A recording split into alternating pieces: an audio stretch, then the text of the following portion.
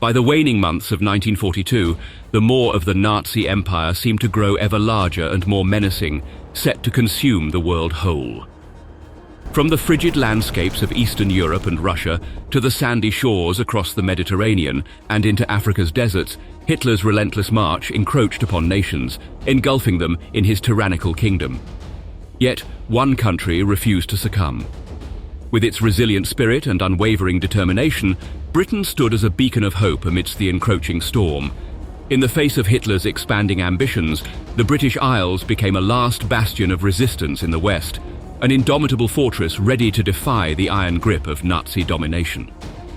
For Britain and the Western Allies, disassembling Hitler's sprawling empire would require a maneuver of unprecedented scale. They would have to chart and execute the most ambitious invasion in human history, an intricate amphibious assault so complex it would demand more than a year of rigorous, methodical planning. The bold plan, codenamed Operation Overlord, was wildly ambitious. It envisioned a flotilla of 7,000 Allied ships ferrying 156,000 troops to the shores of Normandy. A staggering 12,000 aircraft would ensure air superiority, while an army of 25,000 paratroopers would secure critical bridges and railroads in France ahead of the main force. However, a sobering reality loomed large. More than 50 German divisions were in France and the Low Countries garrisoning the Nazis' towering Atlantic Wall. With such formidable defenses in place, even the Allies' impressive numbers would falter if Hitler were to uncover the time and location of the invasion. As such, the enormous military assault called for the largest, most intricate and far-reaching deception scheme ever hatched. A colossal spy game spanning across the globe where secret agents, code breakers, commando operations, inflatable tanks, ragdoll paratroopers and actors playing generals would all be brought together to weave a net of deception never before imagined with one crucial aim: to outwit Hitler and decisively shift the tide of World War II. In the span of less than 3 years, from 1939 to 1942, Hitler's iron grip tightened its hold over Europe.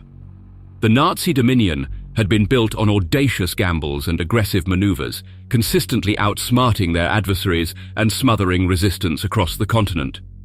Riding high on the intoxicating wave of conquest, Hitler was resolute in transforming the continent into an unbreachable fortress. With much of Europe in his hands, Hitler began bolstering his defenses against any potential incursion from the West. He commissioned the construction of the formidable Atlantic Wall, a defensive barrier running from the reaches of Norway to the Spanish border. The situation between 1943 and 1944, however, painted a starkly different picture. The seemingly invincible Wehrmacht now faced considerable hurdles. The once impervious armor of Hitler's elite panzer formations lay shattered in the east, beaten back to the river Dnieper by Russian forces. Concurrently, the British and Americans had successfully reclaimed North Africa and set foot in Italy to press from the south. German cities, meanwhile, weathered an escalating onslaught from relentless Allied bombers. The pivot of the war had arrived, and the tide was beginning to shift. The window for an Allied invasion west into Europe was opening, which was acknowledged by the Allies and the Germans. As a result, Allied strategists began to devise a painstakingly ambitious operation, culminating in the legendary Normandy landings on D-Day. The German High Command was not blind to this reality. It knew the Allies were preparing for an amphibious invasion that would undoubtedly be shrouded in secrecy. In October 1943, work on the Atlantic Wall was redoubled under the energetic command of Field Marshal Erwin Rommel, who believed he would inflict a second Dunkirk on the British and their American allies if they dared to probe his Atlantic Wall. The consensus on both sides was clear. The invasion's success hinged on the element of surprise, striking at a place and time that would catch the Germans off guard. If the Wehrmacht uncovered the specifics of the impending landing, they would marshal all their resources to decimate the Allied efforts, regardless of their scale. Consequently, the British, revered for their pioneering commando operations and spy activities during World War II, were entrusted with orchestrating a comprehensive deception campaign in order to keep the Germans off balance, uncertain of where the impending invasion would strike. Britain already had a formidable network of intelligence agencies, each specializing in an array of covert operations. The London Controlling Section, a clandestine unit tasked with strategizing military deceptions within the UK, put forth an ambitious proposal, a grand plan to mislead Hitler and his war machine. This plan would be dubbed Operation Bodyguard, a masterstroke of deception comprising several sub-operations scattered across Europe. Among these, one held paramount importance: Operation Fortitude. The myriad of other operations was meticulously designed to conjure the illusion of looming Allied invasions in the Balkans, Sweden, and the Mediterranean. However, their expected impact was relatively minor. The German High Command had already deduced that the most plausible area for an Allied offensive would be a direct thrust across the English Channel into France. As such, Operation Fortitude branched off into two strategic ventures: Fortitude North and Fortitude South. The former aimed to create the illusion of an impending, large-scale Allied assault on Nazi-occupied Norway. The latter, and significantly more critical operation, intended to mislead the Germans into anticipating the main attack at Pas-de-Calais rather than its actual destination, Normandy. Of the two, Fortitude South carried the most weight. It was considered the most likely to succeed in hoodwinking the German defences. The rationale was simple. Pas-de-Calais was the narrowest point in the English Channel, promising a quicker, less risky crossing for the Allies. Moreover, its expansive, unobstructed beaches were the perfect canvas for a large invasion force to establish a strong foothold. To ensure the success of Operation Fortitude, the Allies would have to pull off an intelligence and counterintelligence operation of unparalleled complexity. It was an undertaking that would stretch their espionage capabilities to their absolute limits, demanding every ounce of their skill and daring. When discussing the deception operation with the other Allied leaders in the Tehran Conference on December 28, 1943, Winston Churchill said to Joseph Stalin, quote, "In wartime, truth is so precious that she should always be attended by a bodyguard of lies." From that phrase, the name Operation Bodyguard was born. In a way, the fate of the war hinged on the Allies' ability to make up a convincing, fictitious story, a narrative so complex that it would serve as a bodyguard of the truth. In the case of Operation Fortitude North, the story was designed to convince the Germans that an incursion into Norway was on the horizon. The Allies conjured the British Fourth Army, an illusory force supposedly stationed in Scotland and led by Lieutenant General Andrew Thorne. The Allies wove an intricate illusion of a non-existent army, complete with fake radio traffic, decoy equipment, and leaked plans suggestive of a northern assault. The lengths to which the Allies went to breathe life into this illusion were astounding. They fabricated military installations and deployed dummy aircraft with simulated radio chatter and routine military exchanges between non-existent units. Adding gravitas to this spectacle, the highly esteemed General Sir Bernard Montgomery was seen arriving in Scotland. Montgomery's visible involvement lent a persuasive authenticity to the tale of a northern offensive. Going the extra mile, the Allies even leaked secret plans of this supposed invasion, counting on them reaching German intelligence. On the other hand, the tale of Fortitude South was crafted to trick the Germans into believing that the primary Allied offensive would strike the Pas-de-Calais region of France, a ruse to distract from the actual target, Normandy. The Allies brought to life the 1st United States Army Group, or FUSAG, yet another bogus force, this time under the command of General George Patton. The selection of Patton was purposeful. Known for his aggression, the Germans held the American commander in high regard and were more likely to believe he'd be leading a significant offensive. This fictitious force was stationed in southeastern England, a plausible launch point for an assault on Calais. Again, the Allies employed an array of subterfuge to add realism to FUSAG. They staged false radio transmissions among the ghost units and deployed decoys. The plan's core was not to hide the Normandy landings entirely, quite the opposite. The Allies wanted Germany to think that some sort of attack was brewing there, just not a real one. The most important element was convincing the Germans that Normandy was actually a feint, a ruse designed to divert precious German forces away from Pas-de-Calais. The goal was to leave the German forces distracted and hesitant to commit. Freezing the German forces in place would leave them vulnerable to a decisive Allied punch. Embracing Rommel's firm belief in swiftly quelling a potential Allied invasion into France, The German High Command grasped the critical importance of uncovering the precise location and timing of the impending operation. Consequently, Germany boosted its intelligence efforts, deploying more spies to unravel the intricate tapestry of Allied plans. However, in the clandestine world of espionage, the British had already taken the upper hand. As Germany funneled more secret agents into Britain and covertly conducted funds to expand their networks, they remained oblivious to British counterintelligence operations' sheer reach and efficacy. By the end of 1943, British authorities had identified all German spies operating on British soil. Turning the tables, they recruited these agents to work as double agents under the ingenious British double-cross system. Despite Germany's relentless efforts to infiltrate Britain with their agents, the operatives hardly established a foothold once on the island. One such agent was Wolf-Dietrich Christian Schmidt, who had parachuted into England in September 1940. His freedom was short-lived as he was captured within 24 hours and handed over to a specialized MI5 section governed by the Double Cross Committee. Christened with the codename Tate, Schmidt spent the next 4 years hidden in a series of safe houses where he tirelessly radioed a concoction of misleading information back to his German handlers.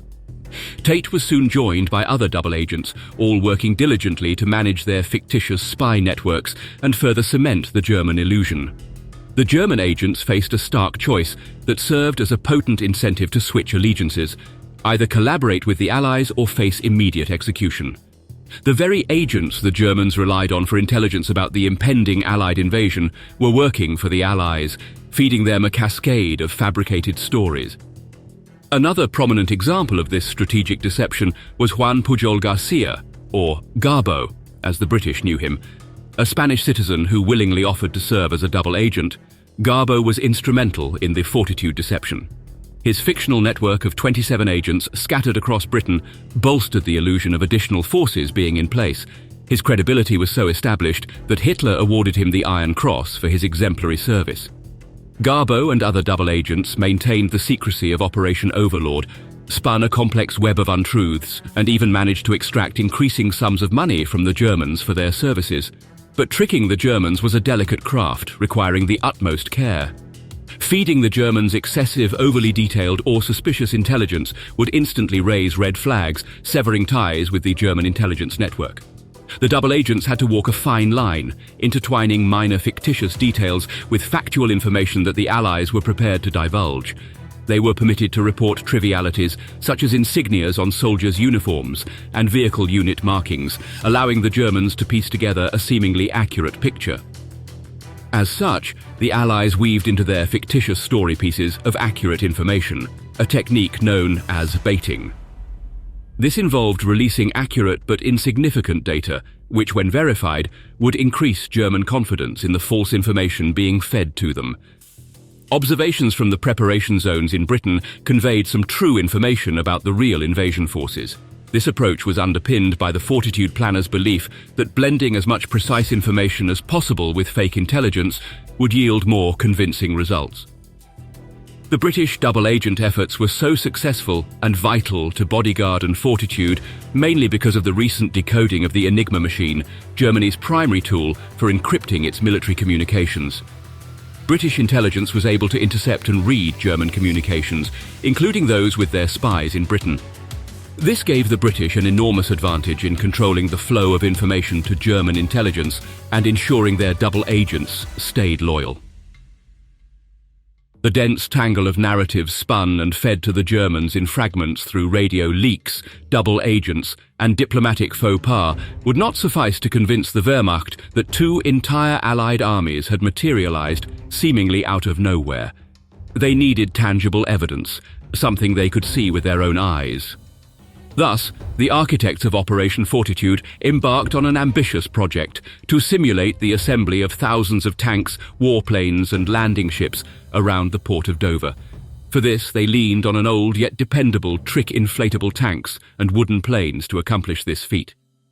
Since the advent of tanks in World War I, decoys had misled the enemy into overestimating the opposing forces' firepower. These early replicas were crafted from a wooden framework and covered with painted Hessian cloth resembling various models of British heavy tanks. As the tracks were inoperable, Concealed wheels were sometimes attached underneath, allowing the dummy tanks to be horse-drawn from one location to another. However, by the onset of World War II, both tank technology and tank deception methods had advanced significantly. The cumbersome wooden frames were replaced with inflatable tanks or foldable designs that could be quickly deployed. One of the earliest instances of deploying dummy tanks during World War II was in the North African campaign, where they demonstrated their worth in Operation Bertram, where the Allied forces in Egypt, led by Bernard Montgomery, deceived Erwin Rommel about the timing and location of the Allied attack. Guided by Dudley Clark, the mastermind behind military deception, the Royal Engineers in North Africa assembled 2 foldable, portable dummy tanks daily. Between April and June of 1941, they constructed 3 faux Royal Tank regiments, adding another later in November. These deceiving contraptions were placed on jeeps equipped with steel frames draped in canvas, forming self-propelled counterfeit tanks. Furthermore, devices were used to fabricate fake tank tracks while obliterating the real ones. The illusion of a massive Allied build-up was effectively conveyed through hundreds of these dummy tanks lined up in British military bases across Pas-de-Calais, complemented by wooden warplanes. Temporary buildings were erected, and faux landing craft known as Big Bobs were stationed at potential embarkation points in eastern and southeastern England. Notably, General Patton, the Fusag commander, ensured the locations were well publicized to pique German interest. Meanwhile, the visibility of the genuine bases near Normandy was systematically diminished. Military buildings were cleverly disguised as cafes and shops, and vehicles were carefully concealed. As this elaborate charade unfolded, another sub-operation of bodyguard known as Operation Pluto, an acronym for pipelines under the ocean, was underway. This involved the construction of underwater oil pipelines across the English Channel to support Operation Overlord. It was anticipated that petrol, oil and lubricants would account for over 60% of the Expeditionary Force's supplies, highlighting the importance of these pipelines. Simultaneously, an audacious sub-operation, codenamed Copperhead, was planned by A-Force. This operation, occurring shortly before D-Day, sought to deceive German intelligence regarding the location of Bernard Montgomery. The plan was built around the theory that Montgomery's absence from England would signal to the Germans that an invasion was not imminent. Thus, actor M.E. Clifton James, who bore an uncanny resemblance to Montgomery, was deployed to publicly appear in Gibraltar and North Africa. By June 6, 1944, Operation Fortitude had achieved its objective. A decrypted transmission of Hiroshi Oshima, the Japanese ambassador, to his government, detailing a conversation with Hitler that confirmed the success of Fortitude. In it, Hitler stated his belief that the Allies would stage diversionary actions against Norway, Denmark, southern France, and the French Mediterranean coast before launching a major attack across the Strait of Dover. Notably, Normandy was not a high-priority target in the eyes of the Wehrmacht. This was the ultimate testament to the Allies' comprehensive and intricate web of deceit. On the fateful morning of June 6, 1944, the long-anticipated D-Day arrived. Thousands of Allied troops stormed the beaches of Normandy, braving unrelenting gunfire, high seas, and heavy losses. The overcast sky echoed with the roar of bombers, the faltering of machine guns, and the thunderous boom of naval artillery. Soldiers, consumed by fear and fueled by courage, plunged into chaos, fighting through waterlogged uniforms and the haunting sight of fallen comrades. But despite the nightmarish horrors the Allied soldiers had to face, they ultimately prevailed. Operation Fortitude had played a crucial role in the success of the Normandy landings.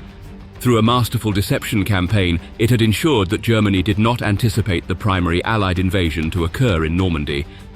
However, the operation's mission was far from over. Its next objective was to buy the newly established beachhead as much time as possible and prevent the Germans from launching a massive, concentrated counterattack. The fate of the Allied forces hung in the balance, and the continuation of Operation Fortitude became paramount in sustaining their hard-won foothold. Elements of the Bodyguard and Fortitude plans were still in motion on and after June 6th. Elaborate naval deceptions, such as Operations Glimmer Taxable and Big Drum, were undertaken in the English Channel.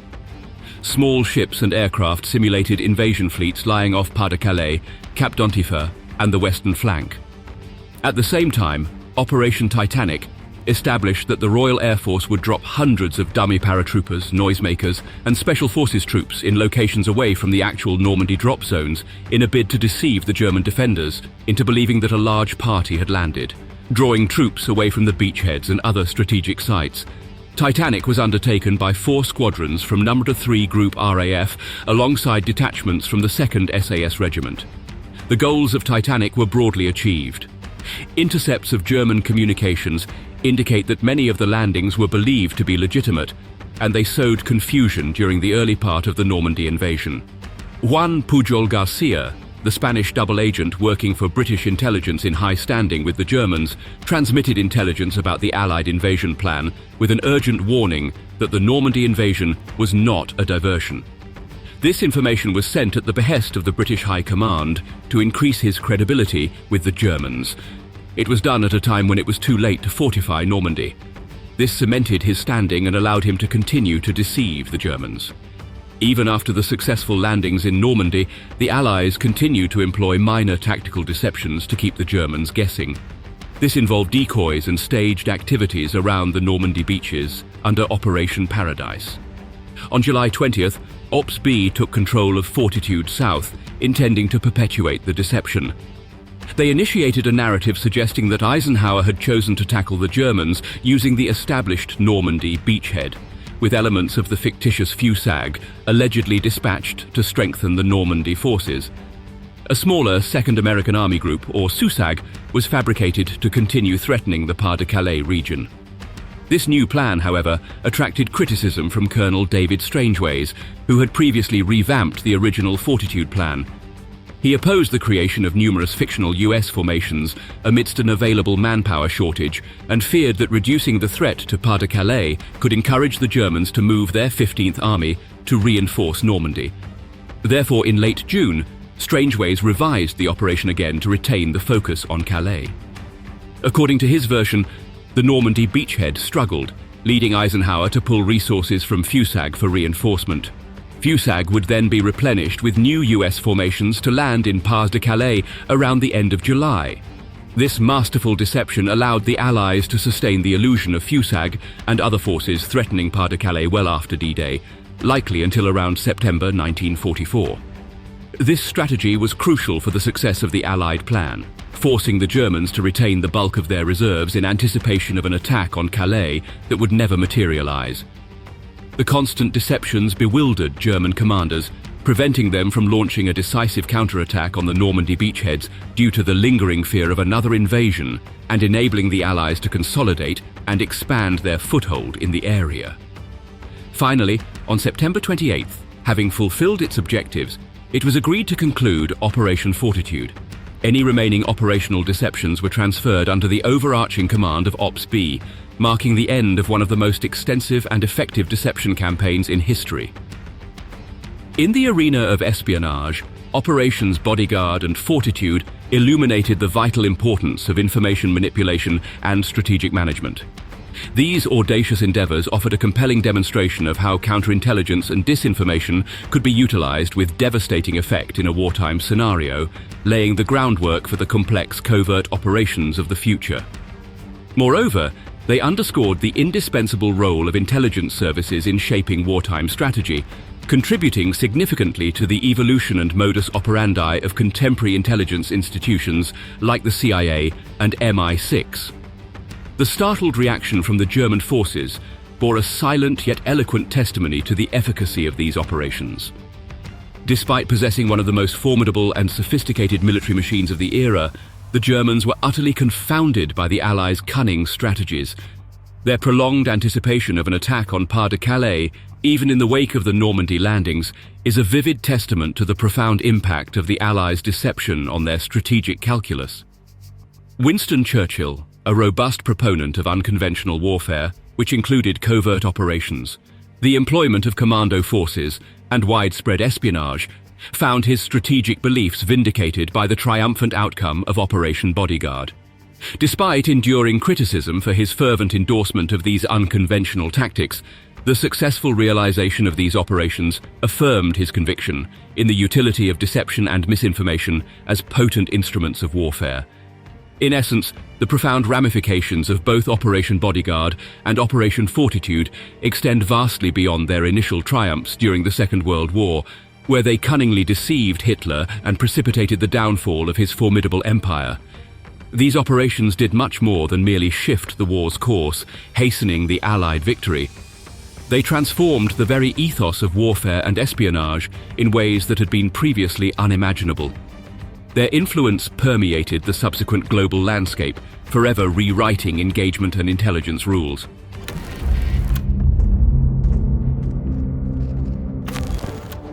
After months of dominating the Atlantic, the German battleship Gneisenau and her sister ship Scharnhorst had wreaked havoc on Allied shipping lanes. In Operation Berlin alone, these juggernauts sank or captured 22 ships, accounting for a staggering 115,622 tons of Allied cargo. The Royal Air Force now had them in their crosshairs, placing the Kriegsmarine in a precarious situation. With both ships moored in Brest, France, they were under relentless assault from the RAF, who were resolute in their mission to annihilate them. Simultaneously, the vital presence of the Scharnhorst-class battleships was needed in Nazi-occupied Norway to deter British commandos from further incursions. Yet the journey from northern France to Norway was perilous, requiring either a circumvention of the British Isles or a daring breach of the heavily guarded English Channel. Each option was laden with seemingly insurmountable risks. Navigating northward around the British Isles meant dangerously skirting the formidable British main battle fleet stationed at Scapa Flow. An interception by the British forces would spell doom for the German behemoths. Conversely, braving the English Channel implied confronting the total onslaught of the RAF, not to mention navigating through perilous minefields, dodging torpedo boats, and breaking a tenacious naval blockade.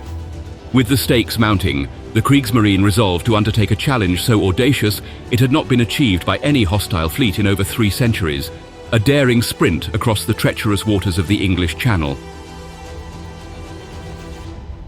The 1919 Treaty of Versailles dealt a crippling blow to Germany's military might, capping its army at a mere 100,000 soldiers. This stipulation was a stark humiliation, particularly for the proud Prussian veterans who remembered serving under Kaiser Wilhelm's vast armies.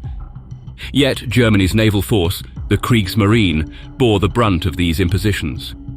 The treaty prohibited the Kriegsmarine from building modern warships or dreadnoughts akin to those in the British and French arsenals. They were only permitted to refurbish pre-dreadnought battleships, each with a tonnage restriction of 10,000 tons. Left vulnerable, the German Navy was virtually defenseless against major European powers. Undeterred, German engineers devised a workaround, conceptualizing the Panzerschiffe, or what the British would call pocket battleships. These were compact battleships, weighing around 12,000 tons, armed heavily with dual triple 11-inch turrets. While adept at raiding merchant ships, they were no match for the colossal warships of the British Royal Navy. The pioneering pocket battleships Deutschland, Admiral Scheer, and Admiral Graf Spee marked the dawn of the Kriegsmarine's ambition. Plans for their successors involved beefed-up artillery, an added turret, and advanced steam engines. Yet these aspirations were hindered by the treaty's limitations. However, with Germany's rearmament gaining momentum before 1933, Hitler's vision involved bolstering the military, focusing on the navy. This led to the negotiation of the Anglo-German Naval Agreement, enabling the construction of larger, more powerful vessels. This nod came as global superpowers, including Japan, enhanced their naval prowess to a level never seen before. The stage was set for the birth of the Scharnhorst-class battleships. Unlike their Panzerschiff predecessors, these colossal capital ships boasted high-pressure steam engines for unparalleled speed. Their guns were doubled, but they retained the 11-inch guns to ensure timely unveiling by 1939. Hitler also hoped that the smaller guns would keep the British appeased and less suspecting of German plans of aggression. Yet Hitler had bigger plans for the Kriegsmarine. He promised an upgrade to massive 15-inch guns.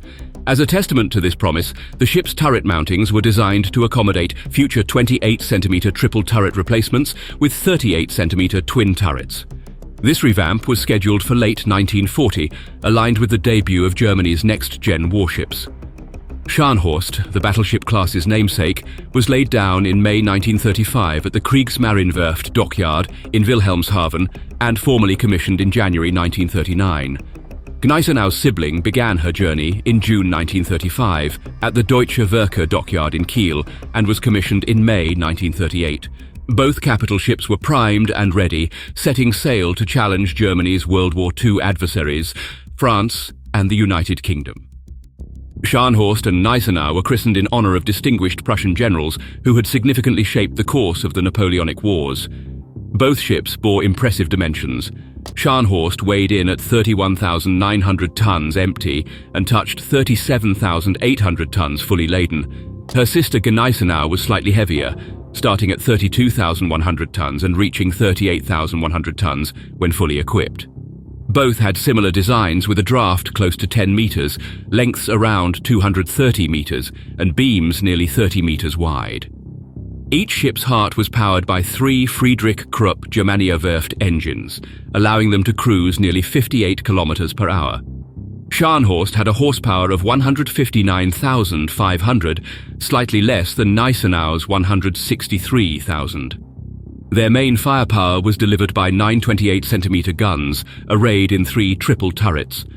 On Scharnhorst, the turrets were named Dora, Emil, and Fritz, whereas on Gneisenau they were dubbed Anton, Bruno, and Caesar. Both ships had their first 2 turrets in a superfiring configuration, enabling the second turret to fire over the first.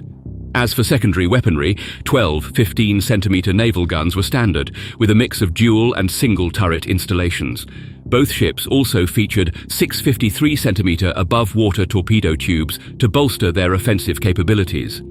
Their anti-aircraft defense systems were robust and varied, comprising 3.7-centimeter guns, 10.5-centimeter flak 38 guns, and 2-centimeter flak 30 guns, ensuring they could hold their own against aerial adversaries.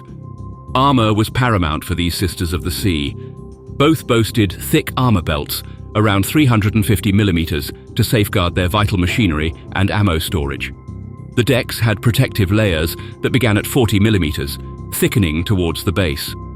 The turret armoring was equally impressive, with fronts reaching up to 360 millimeters in thickness. The crew was the lifeblood of these ships. While Gneisenau was operated by a force of 1,780 sailors and 60 officers, Scharnhorst had a slightly leaner crew with 1,768 sailors and 58 officers. Together, Scharnhorst and Gneisenau represented their time's pinnacle of naval engineering, embodying power, precision, and protection. After completing its trials in the Atlantic in June 1939, Gneisenau made its way to the Soviet Union just as war erupted in Europe. On September 4, 1939, a day after Britain declared war on the Third Reich, over 14 Vickers Wellington bombers made a valiant attempt to sink Gneisenau, but none landed a single hit. By November, Gneisenau, now under the command of Wilhelm Marschall, was dispatched to the Faroe Islands for its maiden war mission. Aided by its sister ship Scharnhorst and a fleet of 9 destroyers, they countered British vessels targeting the pocket battleship Admiral Graf Spee. Their combined might bore fruit days later when they claimed their first victory, sinking HMS Rawalpindi. Although they attempted to rescue survivors, the arrival of a British task force forced them to beat a hasty retreat. Subsequent repairs paved the way for the duo's participation in Operation Weserübung, the invasion of Denmark and Norway in the spring and early summer of 1940. Throughout the operation, Scharnhorst and Gneisenau played pivotal roles, laying down covering fire on April 7th as German troops landed in Narvik and Trondheim. The British aerial response proved futile against the unstoppable pair. On April 9th, after detecting HMS Renown with their advanced SeaTac radar, they engaged in a fierce battle. Gneisenau managed to land a hit on Renown, but was dealt 2 blows in return, disabling turret Caesar and causing significant water leakage, forcing them to withdraw. But this was just the beginning of this power couple's trail of destruction. After undergoing repairs in Wilhelmshaven, they resumed duty in Norway in June 1940, partnering with a fleet of destroyers for Operation Juno. The Germans became aware of a significant British naval presence, which included the aircraft carrier HMS Glorious and her escorting destroyers. Admiral Wilhelm Marschall, with a powerful force, including the battleships Scharnhorst and Gneisenau, was dispatched to intercept and destroy the British forces. On June 8, 1940, the German battleship intercepted British ships. Before the main battle, they destroyed several tankers, but notably spared an Allied hospital ship. Soon after, German forces encountered the British carrier HMS Glorious and her escorting destroyers HMS Acasta and HMS Ardent. Gneisenau's precision was evident when it struck Ardent from an astounding distance of 26,000 meters with just its third salvo. Despite this, Ardent retaliated, launching torpedoes that forced Scharnhorst into defensive action. All 3 British ships were sunk. However, during the engagement, HMS Acasta managed to torpedo and damage the Scharnhorst. Still, it was a decisive German victory. The loss of the HMS Glorious was a significant blow, as she was one of the few fleet aircraft carriers the Royal Navy had at the time. Seeking refuge and repairs, the German fleet retreated to port. Over the ensuing months of 1941, the formidable duo of Gneisenau and Scharnhorst continued to terrorize the seas, capturing numerous convoys and laying waste to several tankers. Despite its fearsome land forces, Germany wasn't renowned for its naval supremacy during World War II. With constrained maritime capabilities, they often resorted to stealthy U-boat strategies rather than direct fleet engagements, especially when pitted against the colossal naval strengths of Britain and America. Thus, for Germany, the Scharnhorst and Gneisenau were vital assets. They had just demonstrated their destructive power by sinking an astonishing 115,622 long tons of British merchant shipping. Their devastating efficiency surpassed any other Axis naval asset during the war. After their unparalleled rampage, the duo sought refuge in Brest, France, for repairs and refurbishments. Their role had grown even more critical, serving as the linchpin in Germany's strategy to sever Britain's lifeline of maritime supplies. Given their strategic significance, the Germans took extreme precautions during the refurbishment phase. Repairs were entrusted solely to German personnel. The underlying fear was that the French resistance could sabotage these precious assets or leak information regarding their status and whereabouts to the British. Of the 2, Scharnhorst had borne the brunt of the previous battles. Her boilers had sustained significant damage, requiring nearly 10 weeks of intensive repairs. On the other hand, Gneisenau, having faced relatively minor wear and tear, was projected to be battle-ready in just a week. The German capital ship's anticipated repairs took an unexpected turn when a vigilant Spitfire reconnaissance plane identified them 6 days post-arrival in Brest. Instantly, the docked behemoths shot up on the priority list for the Royal British Air Force. Determined to incapacitate these strategic threats, the RAF commenced an intense bombing campaign over Brest. Their goal was to obliterate the twin German battleships or at the very least severely delay their seaworthiness. From January 10th to mid-April 1941, this fierce aerial onslaught witnessed Britain launching 1,161 sorties, with Scharnhorst and Gneisenau as their prime targets. Responding to this aerial siege, the Germans bolstered their anti-aircraft defenses. Furthermore, they instituted a daily regimen of enveloping the port in a dense smokescreen, aiming to obscure the RAF bombers' line of sight. The Germans were as keen to protect their precious battleships as the British were to destroy them. While multiple raids managed to inflict damage on the ships, none delivered a crippling blow potent enough to halt the ongoing repairs entirely. Nonetheless, the constant bombardment effectively imprisoned the battleships within Brest's confines. Even if the repairs could be finished, escaping the port of Brest would be nothing short of a miracle. During this extended stalemate, rumors reached Adolf Hitler about the escalating British operations on Norway's shores. Recent audacious raids by British commandos seemed like the initial phase of a larger invasion plan, causing Hitler to grow increasingly restless. Understanding the strategic value of the trapped battleships, Hitler envisioned them as instrumental in thwarting any British designs on Norway. And while the RAF's obsession with the ensnared German vessels momentarily drew attention away from Germany's mainland, Hitler was acutely aware of the ticking clock. If the situation persisted, it would be only a matter of time before Britain's relentless bombings turned the tide decisively in their favor. It seemed a decision made against all odds. To sail around the British Isles was the apparent logical choice, yet it bore its own dangers. Conversely, traversing the English Channel with its history and formidable British defence seemed tantamount to suicide.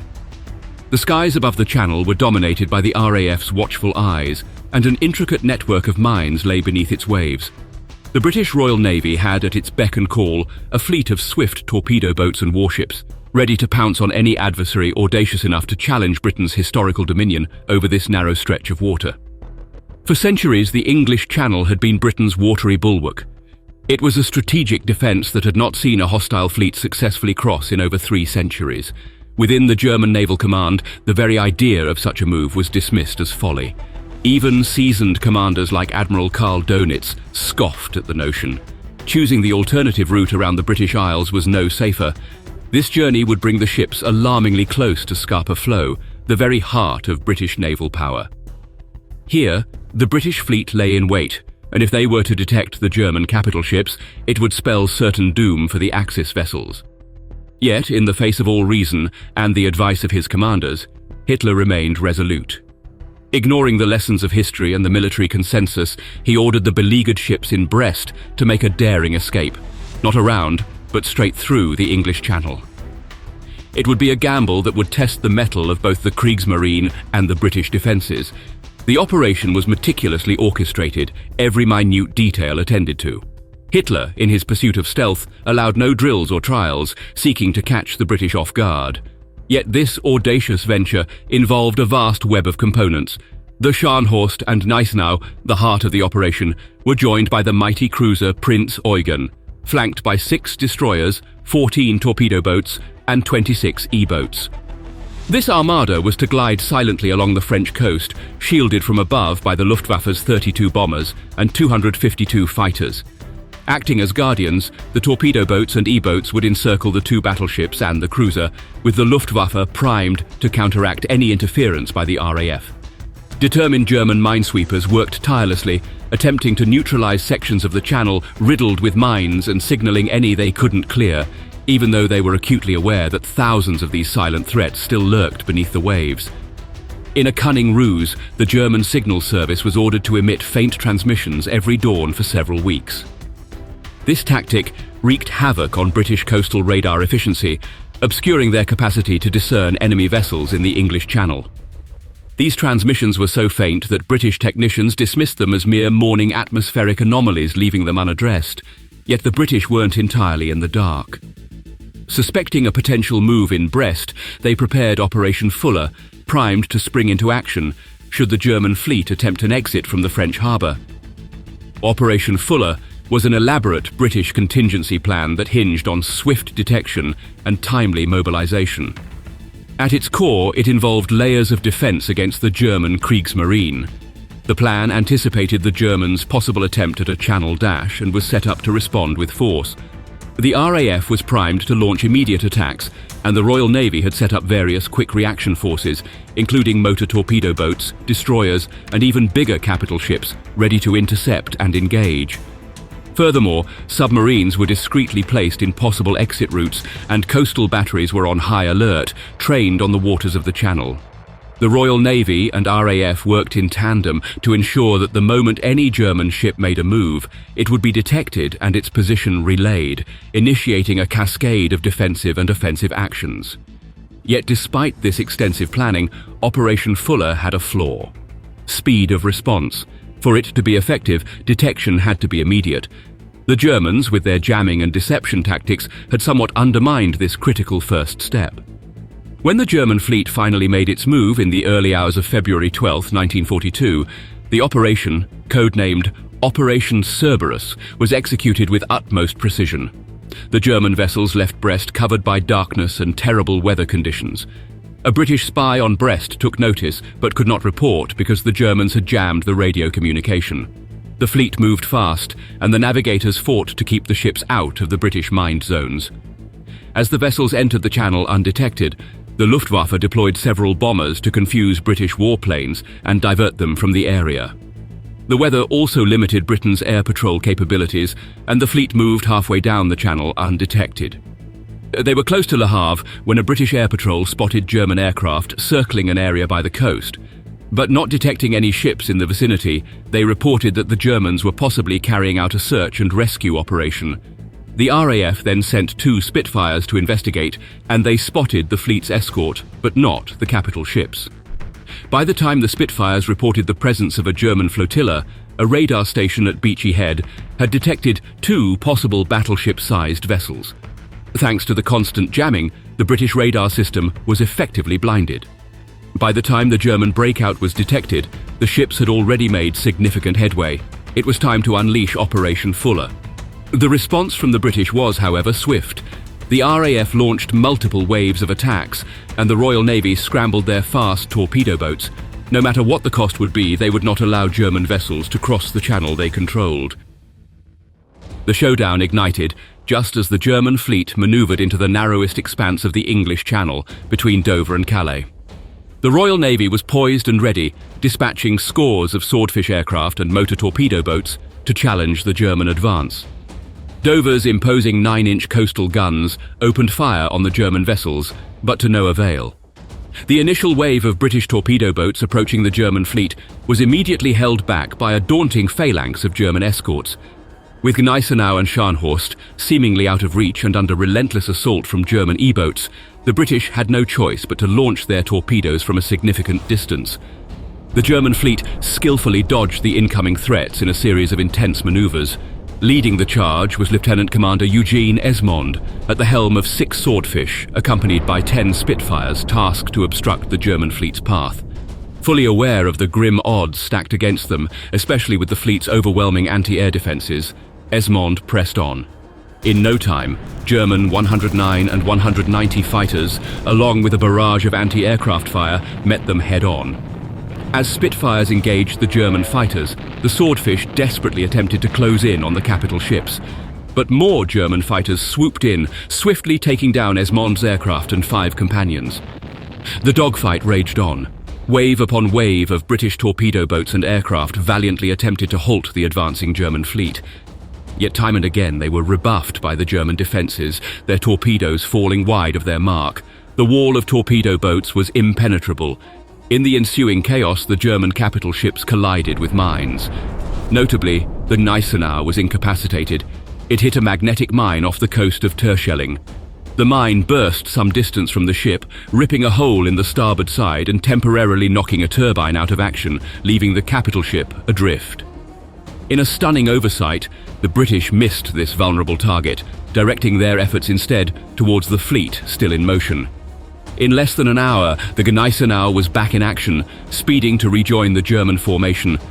The British response was swift and overwhelming, deploying 6 vintage World War I destroyers and a swarm of over 200 aircraft to halt the German onslaught. But the elements were not in their favour. As the weather rapidly deteriorated, the aircraft struggled, missing target after target. As the German vessels entered safer waters, the British forces had to turn back. There was no way to stop Gneisenau and Scharnhorst now. By dawn the next day, despite only superficial damage from the mines, the vanguard ships docked safely at the German port of Brunsbüttel, having slipped through the grasp of the British forces. Not long after, the Gneisenau made its way to Wilhelmshaven. The outcome was nothing short of astonishing. The Germans had pulled off what no hostile fleet had accomplished in centuries, and remarkably, their losses were negligible. For Britain, the ordeal was a profound embarrassment. The inability to assert dominance in its very own channel, and the conspicuous failure of both the Bomber Command to register a single hit and the Navy to land a torpedo, became fodder for public scrutiny. Headlines screamed of the debacle, and the press was relentless in its criticism, branding the entire operation a catastrophe. The Kriegsmarine, for a fleeting moment, basked in its newfound prestige. Meanwhile, the global community was left pondering the previously unquestioned might of Britain's combined forces. The victory was short-lived, however, as Britain would do anything to see the vessels that had humiliated their military at the bottom of the sea. Like with the Bismarck, Britain would not rest until Gneisenau and Scharnhorst were destroyed. Even after the incredible English Channel dash, the battleships were never truly free from Allied pursuit. Gneisenau, after numerous skirmishes and evasions, found herself the target of the Royal Air Force on the night of February 26, 1942. A precision strike saw a bomb penetrate her forecastle, detonating on the armoured deck and causing catastrophic damage. The detonation was so intense that it blew off her main turret and set the bow aflame. 112 souls were lost in that raid. In light of the extensive damage, plans were laid out to rebuild and upgrade her with powerful 15-inch guns. However, following the disastrous outcome of the Battle of the Barents Sea, an enraged Hitler suspended these upgrades. Stripped of her primary armament, Gneisenau's mighty guns found a second life as shore batteries in locations like Trondheim, Rotterdam, and Bergen. The ship herself was moored in Gotenhafen until March 1945, when, to prevent the advancing Soviets from capturing her, her crew scuttled her at the harbour entrance. Today, remnants of Gneisenau's legacy can be found in the Museum of the Polish Army in Warsaw, where her bell is exhibited, and in Norway, where one of her turrets stands preserved in Trondheim. Her sister ship, Scharnhorst, faced a fate no less dramatic. On December 26, 1943, she met her destiny in the icy waters off North Cape. Engaging the British Royal Navy, Scharnhorst fought with the ferocity befitting her reputation. But a critical blow to her machinery crippled her, and surrounded by British forces, the mighty battleship was overwhelmed. Scharnhorst sank as night cloaked the frigid seas, taking over 1,900 crew members with her. Her loss deeply impacted the Kriegsmarine, which had already seen Gneisenau sidelined. Both ships in their service displayed the apex of German naval engineering and the unwavering spirit of their crews.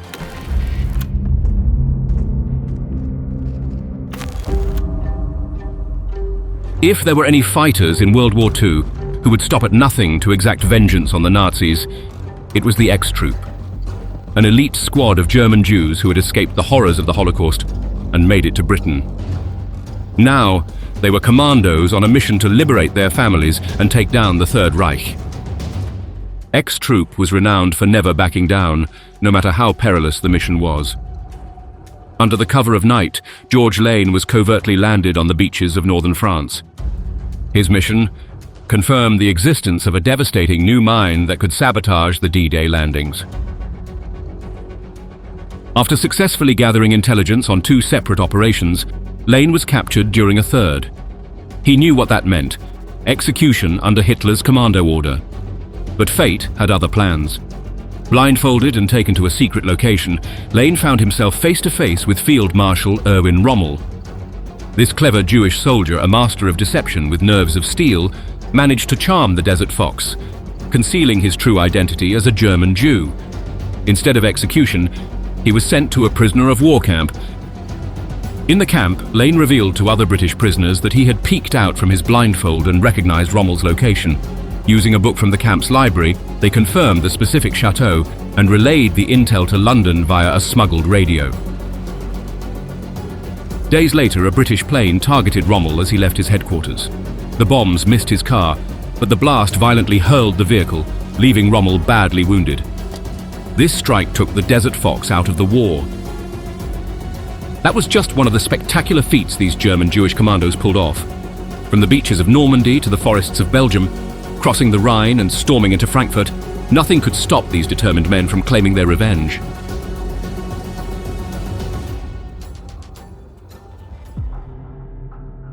War was brewing in Europe, a volatile mix of nationalism, past resentments, anti-Semitism, and economic turmoil reaching a boiling point. As Hitler rose to power in Germany, thousands of Jews fled their homes in Austria, Germany, and Eastern Europe, seeking refuge in the British Isles. They hoped to build new lives and bide their time, waiting for the chance to fight back against their Nazi oppressors. However, despite their eagerness to join the fight against the Third Reich, German Jews in Britain were often met with suspicion and disdain. Their German origins cast a shadow of doubt, branding them as potential Nazi spies. In one of the darkest chapters of British modern history, collective hysteria and fear of German refugees led the UK to implement an infamous policy, sending refugees to internment camps. Colonel Henry Burton, a Conservative member for Sudbury, echoed the sentiment of many Britons when he asked Parliament if it would not be, quote, "far better to intern all the lot and then pick out the good ones." The term fifth column became a fixture in British society, encapsulating the fear that German refugees were secretly working to undermine the UK from within. A Daily Mail article of the time blared, quote, "all refugees, should be drafted without delay to a remote part of the country and kept under strict supervision, you fail to realize that every German is an agent. This distorted notion led to the tragic internment of many traumatized Holocaust survivors who had escaped Germany only to face brutal conditions in internment camps across the British Isles and Commonwealth territories. There, they endured forced labor, discrimination and malnourishment, adding another layer of suffering to their already harrowing experiences.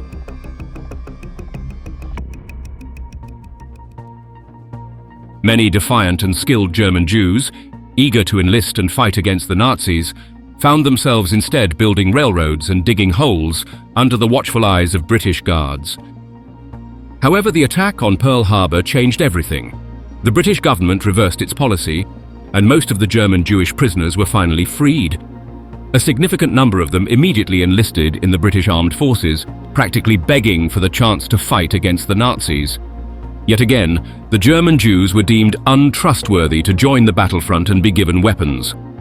Instead, they were sent to the Pioneer Corps, a unit established to carry out essential labor duties.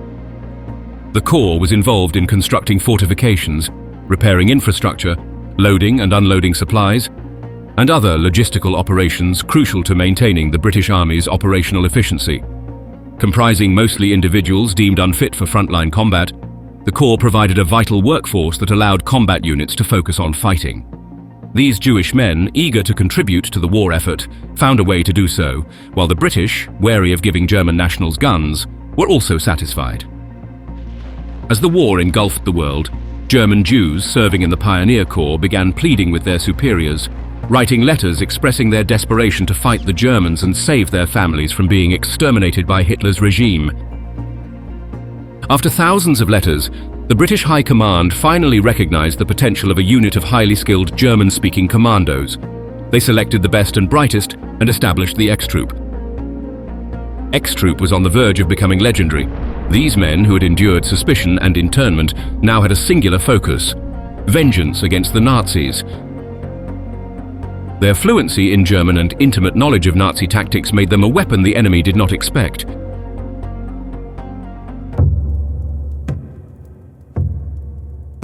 British Prime Minister Winston Churchill was a fervent supporter of commando units and the ability of these highly trained men to change the course of the war.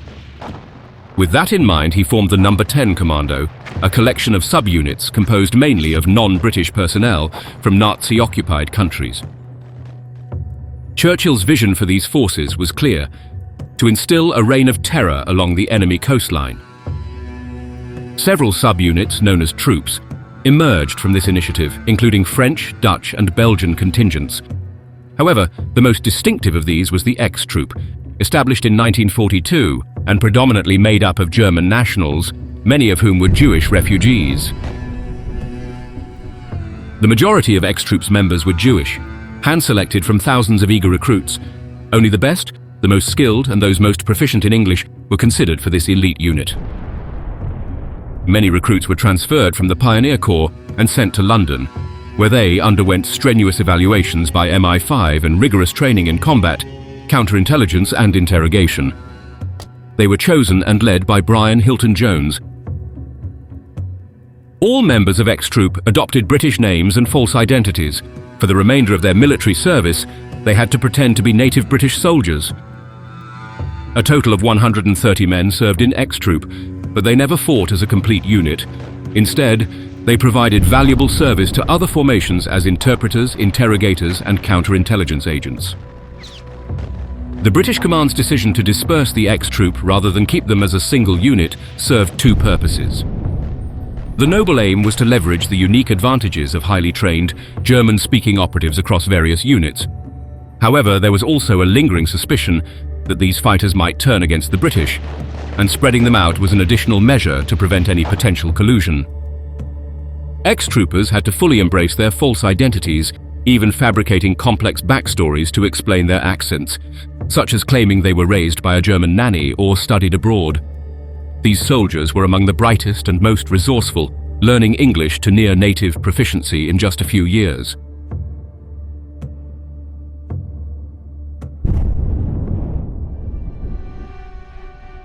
The members of X Troop were among the most dedicated and fierce fighters of World War II.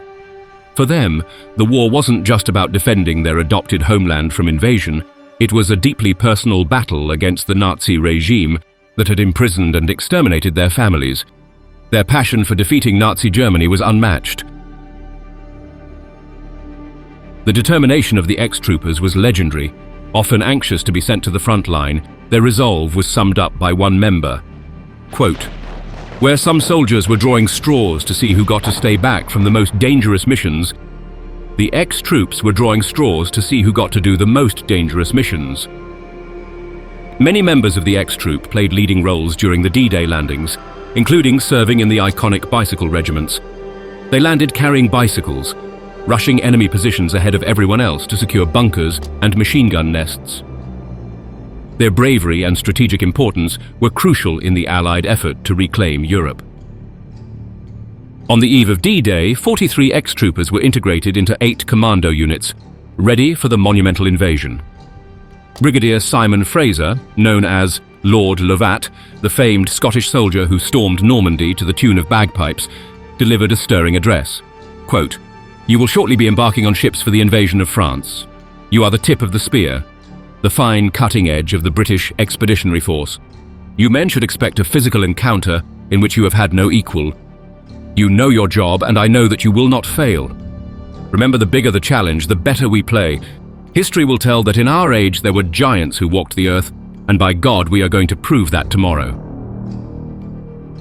As dawn broke over the fortified beaches of Normandy, Manfred Ganz was among the first X-Troopers to land. The moment his boots hit the sand, half his unit was decimated by relentless German fire. Yet Ganz pressed on, capturing an enemy position and taking 25 German officers prisoner. In their native tongue, he demanded they reveal the location of the mines, ensuring the safe passage of his comrades across the beachhead, saving countless lives. Peter Masters descended from the landing craft on the first day of the invasion at Sword Beach, unfolded his collapsible bicycle, and dashed across the battlefield to secure his objective. His bicycle regiment was the first to cross the highly contested Pegasus Bridge, ensuring no German reinforcements could flank the British troops on Sword Beach. 15 minutes later, Lord Lovat and his men reached Pegasus Bridge. Lovat turned to Bill Millin, his piper, and as he made his heroic entrance onto the bridge, he ordered, quote, "Right, piper, start the pipes again." For years, Lovat and his men received credit for being the first to reach the bridge, leaving Masters and the other men who actually accomplished the feat without recognition. But this mattered little to Masters, who was not in it for the glory but for vengeance against the Nazis and to end the war. Masters' humble approach was evident 12 days after reaching Pegasus Bridge. During the Battle of Breville, Lord Lovat's luck ran out. As they saw the 51st Highland Division engage in artillery fire, a stray round missed its mark. The shrapnel tore into Lovat and several other officers, inflicting severe injuries on Lovat and taking the life of Lieutenant Colonel A.P. Johnson, the commanding officer of the 12th Parachute Battalion. In the chaos, the gravely wounded Lovat was left to his fate. Masters saved his life by dragging him to safety amid the turmoil, allowing him to receive medical assistance.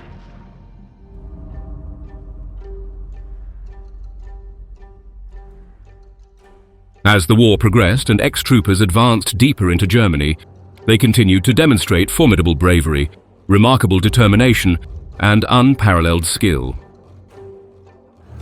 Corporal Ian Harris, originally Hans Ludwig Hayos, entered war-torn Germany with a mix of anger and resolve. As he charged enemy positions, he wondered if he might be shooting at old schoolmates from his days in Germany. With a bitter thought, he hoped so. Brutally bullied and beaten for being a Jew, his rage towards the Nazis was deep-seated. At 18, he had fled his school in Vienna, unable to endure the relentless persecution any longer. Harris had escaped Nazi Germany, made it to England, and joined the X-Troops. Now he was back in Germany, fueled by a desire for revenge. On April 6, 1945, X-Trooper Ian Harris crossed the River Weser with the 45 Commando Unit. They faced ferocious resistance. Along the riverbank, Hitler Youth had dug trenches, fighting tenaciously with precise small arms fire, Corporal Harris led the charge through utter chaos. Some Germans attacked while others desperately tried to surrender. Harris ran along the front, capturing Germans and ordering them to the rear. As he reached one enemy soldier, he saw the man reach for a grenade. Harris smashed his Tommy gun into the man's teeth, tore off the jacket with the grenade and hurled it into the river. He kicked the soldier down and took him prisoner. Realizing they had overrun a series of German slit trenches, Harris saw that 15 or so commandos behind him were about to be mowed down by German machine guns. With no hesitation, Harris ran straight at the German gunners, firing his Thompson. He shot 2 men, grabbed a third, and threw him down the bank, saving his comrades. Suddenly, 2 enemies charged at him. Harris and the Germans were out of ammo, forcing them into brutal hand-to-hand combat. With sheer determination, Harris disarmed them and took them prisoner. Yet he wasn't done fighting. How could he be without ammunition? Behind him, a terrified replacement private struggled with a Bren gun. Harris barked, quote, "What the hell are you waiting for, man? Give me your Bren." Harris seized the gun and unleashed a barrage of bullets on the advancing Germans. An entire platoon was trying to overrun their position. After fending off the initial wave, Harris used his fluent German to demand the surrender of an SS battalion's commanding officer without firing a shot. But the battle was far from over. The Germans fell in waves but kept coming, their fanaticism and fearlessness driving them forward despite the relentless British fire. The Hitler Youth SS were undeterred, and the fight was relentless until their advance finally faltered. Amid the chaos, Harris's beret fell off. As he picked it up, a bullet struck the magazine of his Bren gun, sending shrapnel flying and wounding him in the eye. He fell and rolled down the bank, seriously injured but alive. He was loaded onto a dinghy and ferried back across the river for medical care. Despite the carnage, Harris felt no regret. Quote, "These were the SS. Some might have been my former classmates. I knew all about them, and I felt so proud that I had accomplished what I had set out to do, get my own back." Harris survived, though he lost his eye and wore an eye patch with considerable style for the rest of his life. For his bravery, he was awarded the Military Medal. Reflecting on the honor, he said, quote, "There weren't many medals going around for refugee boys from Vienna."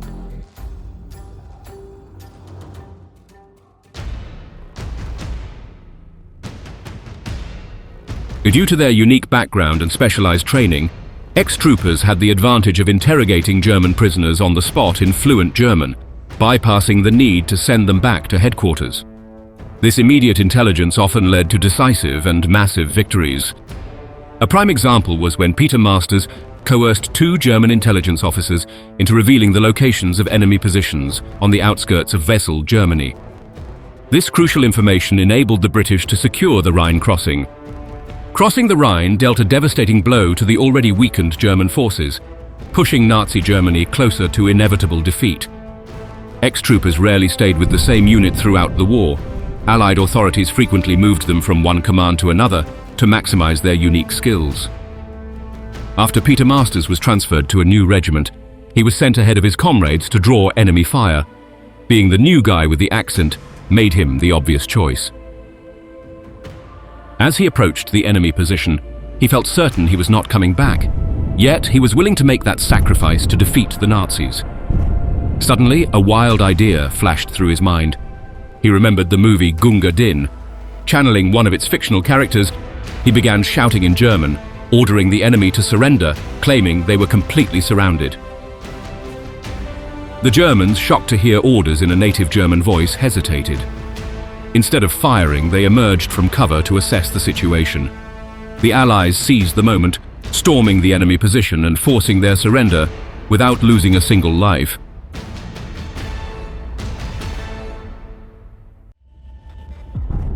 When the war finally reached its final weeks, many ex-troop members prioritized finding and rescuing their family members before they could be executed by the desperate Nazis. Upon discovering that his parents were in Theresienstadt concentration camp in Czechoslovakia, Manfred Ganz obtained permission to drive a jeep and embarked on an epic journey from the Western Front to the Eastern Front. When he finally reached Czechoslovakia, Soviet soldiers were stunned to see a lone British soldier on the Eastern Front. Ganz arrived at Theresienstadt just as the Soviets were about to liberate the camp. He sprinted into the camp, frantically asking everyone he saw about his parents. A woman directed him to a building where he finally reunited with his parents, rescuing them from the horrific conditions of the concentration camp. Gans later recalled, quote, "I suddenly find myself in their arms. They are both crying wildly. It sounds like the crying of despair. I look at father, and despite having prepared myself for a lot, I have to bite my teeth together not to show my shark. He is hardly recognizable, completely starved and wrecked." Ex-troop member Colin Anson had a similarly harrowing experience. His father had been Jewish, and Anson was assigned to the Field Intelligence Agency Technical in Frankfurt, gathering intelligence on German technological advances for post-war purposes. Anson used his time in Frankfurt to search for his mother, who had been left behind in the city. He describes their reunion, quote, "I started up the stairs and called her name and heard my mother coming down from the top floor. I rushed up and embraced her. Initially, his traumatized mother did not recognize her own son. Sobbing, she recounted how his father had lost his life in Dachau camp and how she had been abused for not divorcing her Jewish husband after his arrest." Fred Jackson faced a different kind of torment. Tasked with interrogating Nazi war criminal Rudolf Höss, the commander of Auschwitz-Birkenau camp, Jackson confronted the man responsible for his mother's demise. After questioning Höss, Jackson was shattered. Quote, "I got drunk for a week. I just could not live with myself."